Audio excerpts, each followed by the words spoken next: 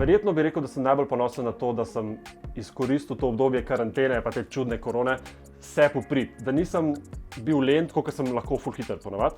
Da nisem sam Netflixa gledal, pa da nisem sam na kavču ležal, ampak da sem dejansko delal doma in to me je pol tudi pripravilo tega, da sem imel skozi pospravljeno stanovanje, da sem imel skozi kuhal za jesti in vse to. Tako da nekako sem si kar malo življenja zgradil zaradi te korone. Tako da to je the best. Sem kar ponosen na to. No? Mislim, ta nagrada je nekaj najbolj neverjetnega, kar se je letos zgodilo, pa se je zgodilo veliko dobrih stvari, ampak moram se vsem noro zahvaliti zaradi tega, ker se mi zdi, da je to, vem, da je klišej, ampak največja potrditev za moje delo. Hvala lepa. Res je, ne morem verjeti, da se pri vsem tem dogajanju, pri vsej tej vsebini na družbenih omrežjih, da ste vse nekje našli mene in me pol kliknili, lajkali, whatever, tako da sem ful hvaležen za to in bom še naprej delal in upam, da boste vi še naprej gledali. 100-krat hvala.